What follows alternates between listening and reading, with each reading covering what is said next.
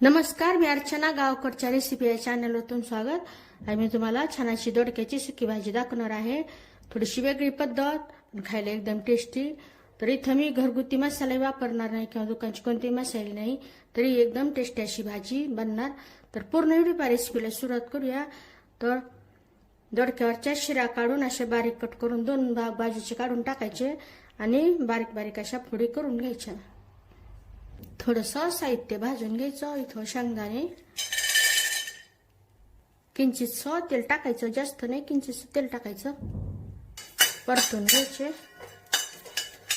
शेंगदाणे थोडे परतवत आले की तर सुक्या लाल मिरच्या घेतलेल्या वाळलेल्या गॅसच्याच कमी ठेवायच्या. आता असं परतवायचं. इथं 2 चमचे धने घेतलेले, धने टाकायचे, परतून घ्यायचे. गॅसच्याच कमी ठेवायचे म्हणजे साहित्य परतत नाही. तीळ घेतलेले, तीळ टाकायचे, परतून घ्यायचं. गॅसच्या बंदच आहे, असं परतून घ्यायचं. गॅस बंद करायचा. आता गॅस बंद करून कढाई गरम आहे तर नुसतं परतून घ्यायचं. करपू द्यायचं नाही साहित्य.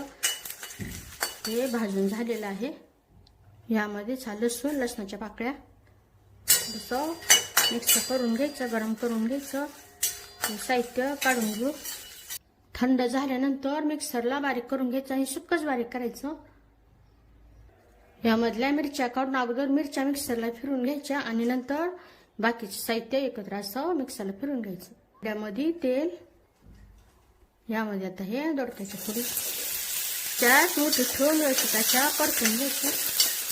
काही सेकंदाच्या मोठ्या आचेवर दोडक्याच्या फोडी परतून घेतल्यानंतर गॅसच्या एकदम मंद करायचं. आता ही सुकी चटणी जी बनवलेली आहे ती गरजेनुसार टाकायची, मिक्स करून घ्यायचं. गॅसच्या एकदम मंद ठेवायची. यावर आता किंचितसं पाणी शिंपडायचं, जास्त नाही, किंचितसं पाणी शिंपडायचं. त्यामध्ये चवीनुसार मीठ टाकल्यानंतर मिक्स करून घ्यायचं. 1 मिनिट मंद आचेवर झाकून ठेवायचं आणि अधूनमधून चेक करायचं, हलवून घ्यायचं. भाजी तयार झालेली. गॅस बंद करायचा. यावर भरपूर अशी बारीक कट केलेली कोथिंबीर. छान अशी दोडक्याची चटणी किंवा दोडक्याची भाजी, सुकी भाजी तयार झालेली आहे. खायला जेवढी टेस्टी तेवढी पौष्टिक ही भाजी. तर नक्की बनवून पहा, कशी झाली तेही मला कमेंटमध्ये सांगा. अशा माझ्या साध्या सोप्या पण टेस्टी रेसिपीज तुम्हाला आवडत असतील तर माझ्या चॅनलला सबस्क्राईब करा.